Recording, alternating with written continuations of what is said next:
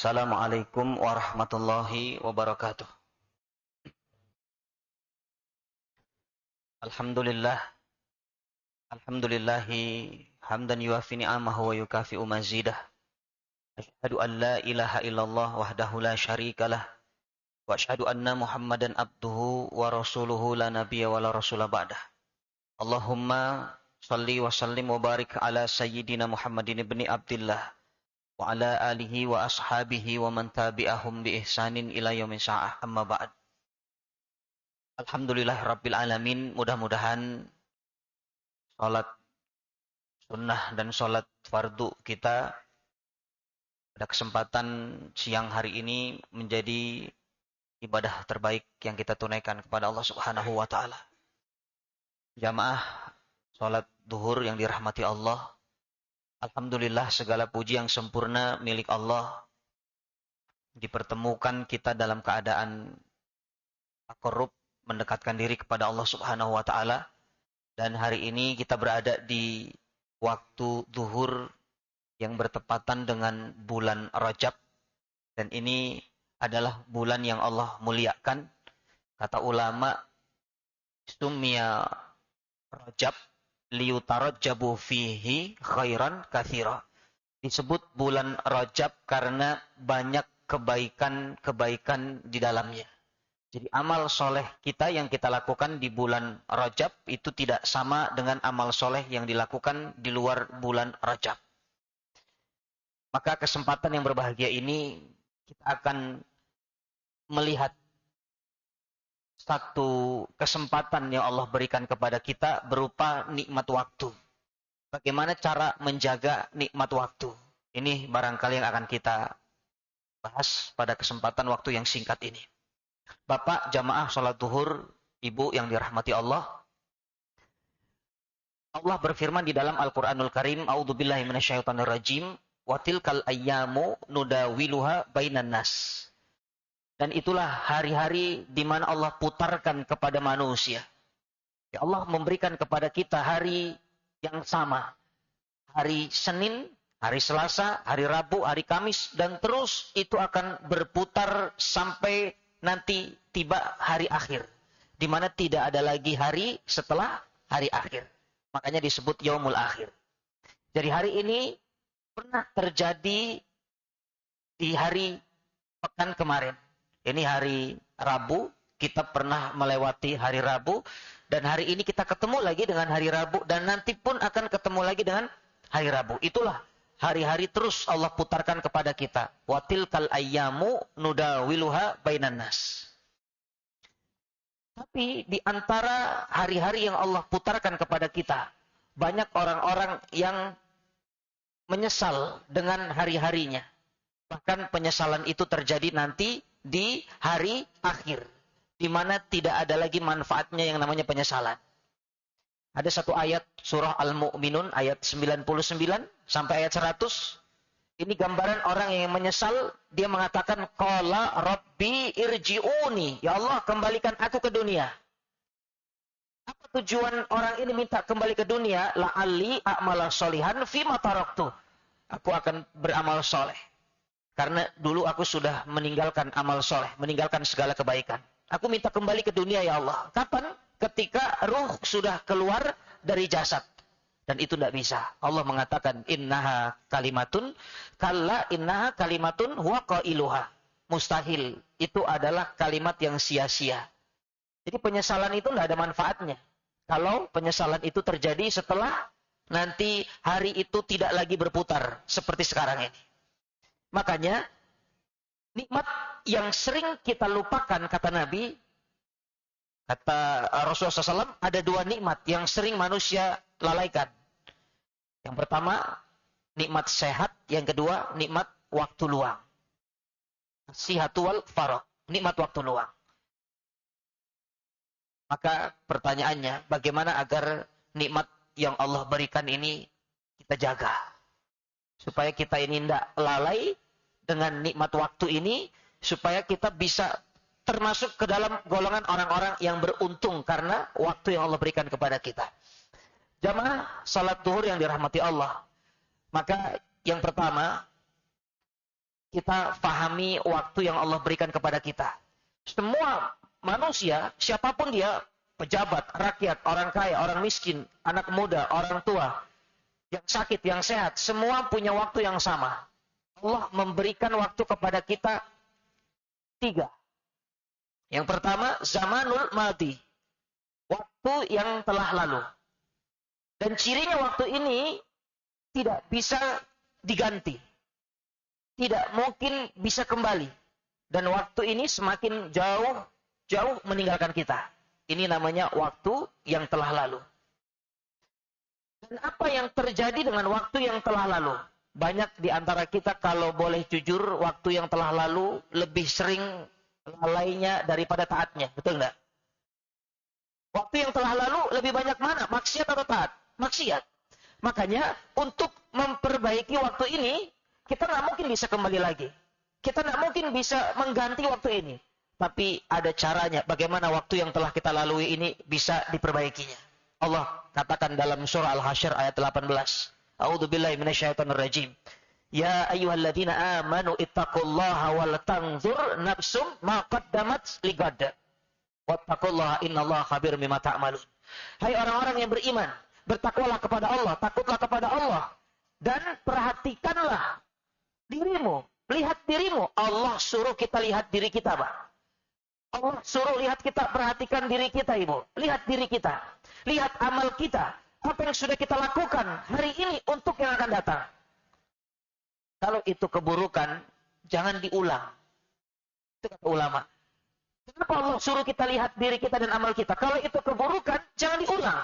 Kalau itu kebaikan, lanjutkan bahkan ditingkatkan lagi dosisnya.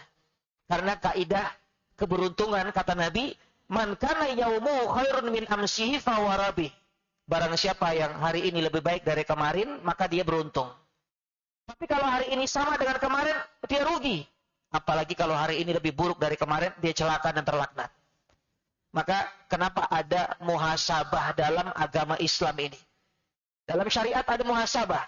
Ternyata muhasabah itu tujuannya adalah untuk satu, barometer iman. Sebagai ukuran, kita ini masih punya iman atau enggak? Orang yang masih punya iman, dia pasti akan bermuhasabah. Kenapa? Karena manusia ini tempatnya salah. Kita ini kan sudah distempel oleh Nabi, kullu bani Adam khata'. Khata' itu Bapak bentuk sighah mubalaghah dalam gramatikal bahasa Arab. Jadi ketika dikatakan khata' karena banyak salahnya daripada benernya, itu manusia. Makanya kalau seandainya kita sadar kita ini banyak salah, artinya kita harus banyak muhasabah. Salahnya setiap saat, muhasabahnya setiap saat. Muhasabahnya jangan setiap akhir tahun. Kadang-kadang muhasabah kalau tahun baru muhasabah.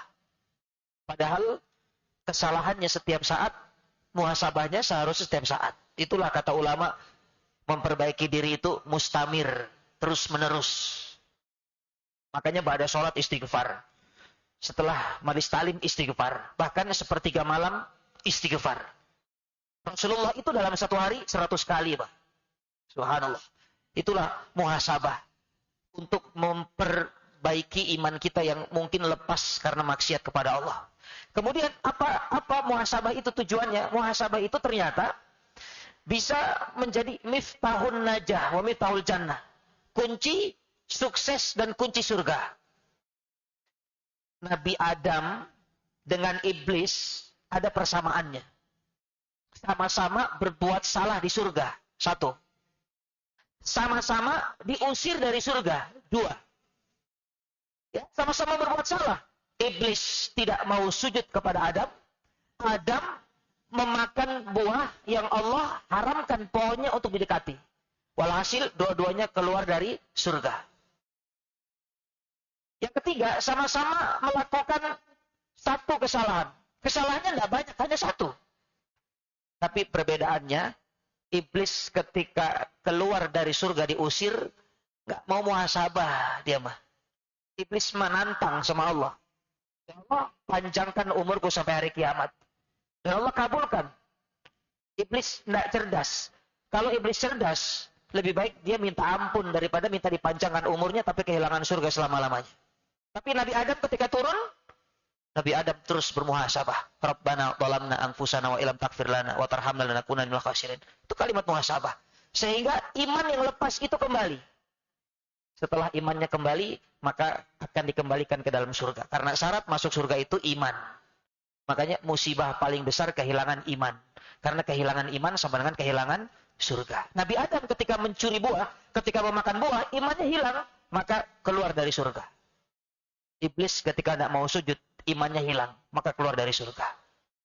Tapi karena sebab muhasabah, iman itu kembali ke dalam surga. Makanya untuk memperbaiki masa lalu yang mungkin banyak lalainya, evaluasi diri kita, muhasabah. Yang kedua, waktu sekarang, zamanul hal, zamanul hadir. Waktu sekarang ini cirinya sempit, sebentar, tidak lama. Kenapa? Karena terhimpit antara waktu yang telah lalu dan yang akan datang. Makanya waktu yang sekarang ini Bapak, 1 detik yang telah lalu itu sudah berubah menjadi masa lalu. Tidak bisa lagi kita kembali. Jadi sebentar sekali ini kajian zuhur tidak lama, sebentar. Makanya waktu yang sebentar ini, kata ulama, usahakan per detiknya terus berjalan, jangan sampai kita isi dengan kemaksiatan. Ya, isi terus dengan kebaikan. Karena waktunya sebentar sekali. Tapi di sini ada setan yang berusaha untuk mentaswif. Apa itu taswif, Pak? Taswif itu menanti-nantikan kebaikan. Jadi mau punya kebaikan tapi ditunda. Itu taswif namanya. Hati-hati tuh. Kayaknya mau baca Quran tapi nantilah mulainya Ramadan. Saya akan infak kapan, Pak? Nanti. Saya mau ikut kajian zuhur kapan, Pak? Nanti. Jadi kalau diajak kebaikan, bilangnya nanti, saya nyusul. Pak ikut ngaji enggak? Duluan, saya nyusul. Tapi kalau urusan makan-makan, dia datang duluan. Itu kena taswif itu namanya. Dan ini pernah terjadi kepada sahabat Nabi, Ka'ab ibn Malik radhiyallahu anhu. Ka'ab ini diajak perang. Kata Nabi, Ka'ab, jihad, perang Tabuk namanya. Semua sahabat berangkat. Tapi Ka'ab ibn Malik, dia katakan, ya Rasulullah, aku nyusul. Karena kebun kurmaku hampir panen. Subhanallah. Ternyata 3 bulan, 4 bulan, 5 bulan, 6 bulan, enggak juga datang. Sampai Nabi kembali ke kota Madinah dengan para sahabat, Ka'ab ibn Malik akhirnya tidak ikut peperangan Tabuk. Dan apa hukuman dari Allah? Tidak diajak bicara selama 50 hari lamanya. Sahabat tidak ajak bicara. Istrinya tidak boleh ajak bicara. Anak-anaknya tidak boleh ajak bicara. Kenapa? Karena Ka'ab ibn Malik dikatakan dusta atas janjinya. Dia bilang mau nyusul, tapi tidak nyusul. Maka pelajarannya kata ulama, kalau ketemu tukang bohong, hukumannya jangan diajak ngomong. Kenapa? Karena tukang bohong kalau diajak ngomong akan terus berbohong dia. Diamkan saja sudah. Dan ulama mengatakan menunda amal soleh berpotensi untuk tidak melakukan. Makanya kalau ada kebaikan Pak jangan ditunda. Ya, misalnya niat mau tobat, ketika itu langsung tobat. Ingin infak, langsung infak. Karena kita tidak tahu, mungkin itu amal soleh terakhir yang kita lakukan. Ya, ini yang kedua, waktu sekarang. Yang ketiga, ada zamanul mustakbal, waktu yang akan datang. Dan ciri dari waktu ini, dia cepat dan dia pasti. Makanya jangan pernah kita mengira barzah itu masih lama, Pak. Jangan pernah kita mengira kiamat itu masih lama. Sebentar lagi kiamat. Apalagi melihat tanda-tanda sekarang itu kan. Sudah lebih banyak tanda-tanda kiamat yang kelihatan atau yang tidak kelihatan. Yang kelihatan sudah banyak. Jadi mencari tanda kiamat sekarang, jangan cari yang sudah ada. Yang sudah ada terlalu banyak. Cari yang belum muncul, itu yang susah. Ya, di antara tandanya, populasi wanita lebih banyak daripada laki-laki. Kemudian waktu begitu cepat berputar. Kata Nabi, la taqumus sa'ah hatta yataqarrabaz zaman. Tidak akan terjadi kiamat kecuali waktu itu terasa dekat antara jarak yang satu dengan jarak yang lain. Bahkan 1 bulan seperti 1 pekan, 1 pekan seperti 1 hari, 1 hari seperti 1 jam, 1 jam seperti pelepah kurma itu dimakan api. Begitu singkat waktu sekarang. Makanya hidup itu kata Quran illa asyiyatan au duhaha. Dari waktu isya sampai waktu duha. Nggak lama. Subhanallah. Makanya untuk waktu yang sekarang ini, yang harus kita lakukan adalah kita punya persiapan. Punya persiapan. Karena kaidahnya begini. Sesuatu yang pasti datangnya, kata ulama, itu dekat. Kenapa dikatakan kiamat itu dekat? Karena pasti kiamat datang. Kenapa Ramadan itu dekat? Karena Ramadan pasti datang. Dan yang paling dekat dengan kita ternyata kematian. Karena yang pasti datang kepada kita menghampiri siapapun adalah kematian. Kullun nafsin dha'iqatul maut. Setiap yang bernyawa pasti merasakan mati. Quran tidak mengatakan kullun nafsin tamut. Bukan siapa yang bernyawa mati, bukan. Tapi merasakan mati, berarti ada rasanya kematian itu. Ini yang tidak bisa diingkari orang-orang ateis. Orang ateis, Pak, mengingkari hari akhir. Ya, orang-orang yang tidak punya Tuhan itu, dia tidak percaya dengan hari akhir. Tapi mereka tidak bisa mengingkari kematian.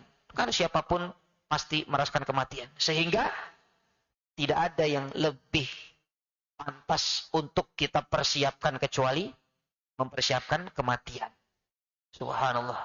Itulah kenapa ketika seorang Arab Badui bertanya kepada Nabi, "Ya Rasulullah, mata sa'ah, kapan kiamat?" Nabi tidak menjawab hari Jumat, malam Jumat, tanggalnya kapan. Tapi Nabi mengatakan, "Ma'adatalaha." Kamu sudah punya persiapan apa? Jadi yang paling penting bukan soal kapan kita mati, di mana. Kita tidak tahu, itu misteri. Itu rahasia Allah. Tapi yang paling penting adalah syaratnya harus dipenuhi. Apa syaratnya? Wala tamutunna illa wa antum muslimun. Jangan sekali-kali mati kecuali dalam keadaan muslimun. Subhanallah. Jamaah salat zuhur dirahmati Allah. Kemudian bagaimana agar kita memanfaatkan waktu dengan baik. Kita sudah tahu sekarang waktu Allah bagi menjadi 3. Kita semua punya waktu yang 3 ini. Sekarang kita ingin membuat waktu kita menjadi waktu yang manfaat. Bentuk dari ungkapan syukur kita kepada nikmat waktu. Maka kata Nabi dalam hadis riwayat Ibnu Hibban, Rasulullah SAW mengatakan seorang mukmin setidaknya membagi waktunya menjadi 4. Ya, harus bagi waktu jadi 4. Yang pertama, sa'atun yunaji fiha rabbahu. Dia harus punya waktu kapan untuk berkholwat dengan Tuhannya. Dia punya hubungan dekat dengan Allah. Ada waktu, Pak. Waktu yang dikhususkan untuk Allah. Kapan? Salat. Baca Quran. Ibadah-ibadah mahdoh yang Allah sudah syariatkan. Itu waktu untuk Allah. Makanya jangan sampai tidak ada waktu untuk salat. Sibuk kerja, tidak ada waktu untuk salat. Berarti kehilangan waktu untuk Allah. Sibuk kerja, tidak ada waktu untuk baca Quran. Kehilangan waktu untuk Allah. Sibuk bisnis, tidak ada waktu untuk berangkat haji, berangkat umrah. Kehilangan waktu untuk Tuhan. Jadi ada waktu untuk berdua-dua dengan Allah. Karena, subhanallah, ulama, kalau ingin bercerita kepada Allah, salat. Kita ingin cerita kepada Allah, salat. Ceritakan segala keluh kesah kita kepada Allah. Tapi ingin mendengarkan Allah cerita, baca Quran. Allah lagi cerita tuh, Pak. Karena Quran itu isinya kisah-kisah. Ya, surat cinta dari Allah. Tapi kita lebih senang dengar cerita manusia. Kita lebih sering membaca kalamnya manusia daripada kalamnya Allah. Itu kalau baca WA tuh berapa kuat itu? Banyak grup WA itu kan? Banyak baca komentar-komentar. Apalagi lagi musimnya begini kan. Ramai itu. Tapi kalau baca Quran, baru sebentar tuh ngantuk. A'udzubillahi minasyaitonirrajim. Bismillahirrahmanirrahim. Yasin. Shadaqallahul adzim. Padahal kata Ali bin Abi Thalib, "Lau tahurat qulubuna masabiat bin kalami rabbina." Kalau bersih hati kita, nggak akan pernah kenyang membaca kalam-kalam dari Tuhan kita. Maksudnya baca Quran. Jadi ukuran hati bersih atau kotor itu bisa dilihat. Sekuat apa kita membaca Quran. Semakin kuat bacanya berarti semakin bersih hatinya. Makanya subhanallah, ini sentilan keras dari Ali bin Abi Thalib untuk kita. Jangan tunggu Ramadan. Baca Quran dari sekarang. Subhanallah. Itu yang pertama. Waktu untuk berdua-duaan dengan Allah Subhanahu wa taala. Yang kedua, ada waktu yang harus kita luangkan untuk kita bermuhasabah. Ada waktunya nih. Kapan kita introspeksi diri, kapan kita koreksi diri, kapan kita evaluasi diri. Dan ini paling bagus dilakukan di waktu sepertiga malam. Makanya ada ibadah, satu-satunya ibadah yang disyariatkan sebelum subuh, istighfar. Wabil asharihum yastaghfirun. 50 ayat baca Quran sebelum subuh, Pak. Banyak-banyak istighfar. Ya, makanya kalau tidur bangun tidur malam, walaupun enggak sholat tahajud misalnya, usahakan jangan sampai enggak istighfar. Karena di situ ada nilai waktu muhasabah. Yang ketiga, kata Nabi, ada waktu untuk mentafakuri ma sona Allah. Ya, bima sona Allah. Kita mentafakuri apa yang Allah ciptakan. Ini ibadahnya para nabi, para rasul. Ibadatul anbiya at-tafakkur wa tadabbur. Ibadahnya para nabi itu tafakur tadabbur.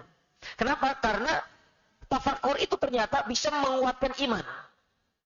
Coba kalau Bapak lihat sejarah itu, berapa banyak para ilmuwan yang awalnya itu kafir, dia meneliti alam ini ciptaan Allah, diteliti itu kok air laut bisa ya? Ini tawar, ini asin, ini bersatu. Tapi enggak tercampur. Ada kan itu ayatnya? Dan viral di sosial media. Kok bisa? Ini gunung itu sebenarnya kata Allah, gunung itu enggak diam, tapi gunung itu berjalan. Kok bisa ini ada siang, ada malam, siang enggak pernah mendahului malam, malam enggak pernah mendahului siang. Itu ketika diteliti oleh para ilmuwan-ilmuwan yang awalnya kafir, dia bisa mu'alaf itu. Kenapa? Karena ternyata tafakkur itu bagian dari menguatkan iman. Makanya ada seorang salafus saleh mengatakan, mentafakuri ayat Allah, satu ciptaan Allah, lebih aku sukai daripada sholat sunnah 1000 rakaat. Karena sholat sunnah 1000 rakaat belum tentu khusyuk. Tapi mentadabburi ciptaan Allah, itu bisa menguatkan iman. Ada di dalam Al-Quran ayat-ayat yang Allah perintahkan kita untuk mentadabburi ciptaannya. Contohnya apa? Afala yanzuruna ilal ibili kaifa khuliqat wa ilas samai kaifa rufi'at wa ilal jibali kaifa nusibat wa ilal ardi kaifa sutihat. Itu semua ciptaan Allah. Kalau Allah bisa ciptakan unta yang 2 bulan kuat tidak minum, padahal di tempat yang cukup panas. Kok bisa? Ini yang menciptakan pasti lebih hebat ini dari yang diciptakan. Bapak, kalau lihat teknologi sekarang, TV bisa smart, gitu kan? Smart TV.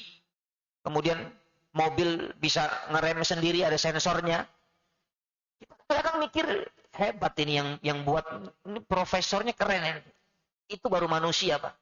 Yang mungkin bisa error. Ada human error itu kan. Tapi ini yang mendesain Allah. Mana lebih hebat? Desain hasil dari Allah atau manusia? Allah. Makanya tafakuri itu. Dari unta saja kita bisa tafakuri. Belum lagi langit nih. Kok bisa langit nggak ada tiang? Ini masjid saja butuh tiang. Padahal nggak begitu luas atapnya. Itu langit yang begitu luas, nggak pakai tiang, Pak. Dan tidak pernah dengar kabar dari BMKG, langit Jakarta Selatan agak miring karena keberatan malaikat. Nggak ada tuh. Dan masih banyak ayat-ayat yang kita baik untuk kita tafakuri. Itu harus ada waktu. Makanya jalan-jalan itu bagus. Healing, boleh silakan. Bapak mau healing kemana-kemana. Tapi niatkan untuk mentafakuri ayat-ayat kauniyahnya Allah. Agar bernilai ibadah. Gak usah jauh-jauh, Pak. Air. Ini air yang bisa kita minum. Ada air yang lebih hebat dari air yang ada di bumi bagian manapun. Namanya air Zam-Zam. Oh, air Zam-Zam? Air Zam-Zam itu volumenya sesuai dengan jumlah jamaah yang ada. Kalau jamaah hajinya banyak, airnya akan banyak. Kalau jamaahnya sedikit, airnya akan sedikit. Kok bisa? Itu mukjizat namanya. Karena air Zam-Zam itu tidak mungkin mubazir. Kalau kita kan kadang-kadang beli air minum, begitu belinya banyak, tamunya sedikit, akhirnya ngebuang airnya. Begitu tamunya banyak, airnya kurang. Tapi tidak dengan air Zam-Zam. Bahkan air Zam-Zam itu dikatakan liman syuribalah. Dia akan sesuai dengan niat yang meminumnya. Kalau niatnya sehat, orang minum air Zam-Zam akan sehat. Kalau niatnya untuk kurus, ya akan kurus dia. Tapi jangan makan malam syaratnya. Kalau makan malam tetap aja gemuk. Bahkan yang lebih menarik, Pak, Nabi melarang kita minum berdiri. La yashrabanna ahadukum qa'iman, kata Nabi. Jangan sekali-kali salah satu di antara kalian minum berdiri. Tapi Nabi minum air Zam-Zam berdiri. Sunnahnya berdiri, menatap Ka'bah. Itu kalau di Mekah. Kalau di rumah nggak usah cari poster Ka'bah. Dicari mana poster Ka'bah, nggak usah. Tapi sunnahnya berdiri. Pertanyaan saya, kontradiktif enggak antara keterangan dari lisan Nabi dengan perbuatan Nabi? Secara zahir kok kontra, Ustaz. Satu sisi Nabi melarang kita minum berdiri, tapi minum Zam-Zam Nabi berdiri. Maka ini diteliti oleh ulama. Menjadi bahan tafakkur untuk berpikir, apa ini masalahnya? Ternyata subhanallah, begitu dicek air biasa ini, Pak, kalau kita minum, kenapa harus duduk, kata Nabi? Karena air yang biasa ini, kalau kita minum berdiri, maka katup yang ada dalam tubuh kita ini tidak akan berfungsi untuk menjaga dari kotoran-kotoran yang masuk dari air-air yang ada di muka bumi ini. Makanya ada saringan dalam tubuh itu, kalau kita duduk, dia tertutup. Kalau kita berdiri, dia terbuka. Makanya kalau minumnya berdiri, itu air semua kotoran-kotoran ikut masuk. Tapi kalau duduk, yang masuk hanya yang bagus-bagus. Sehingga sehat untuk badan. Tapi kalau air Zam-Zam, tidak perlu disaring, Pak. Karena air Zam-Zam itu air yang paling bersih di muka bumi. Tidak ada kotorannya. Subhanallah, ternyata ada hikmah di balik perkataan Nabi. Walaupun berbeda dengan apa yang Nabi lakukan. Maka ini harus ditafakuri. Yaitu yang ketiga. Yang terakhir, yang keempat. Waktu. Ada waktu yang kita luangkan untuk bekerja, mencari nafkah. Supaya bisa memberikan makanan dan minuman yang halalan, thayyiban kepada keluarga. Makanya kerja itu ibadah.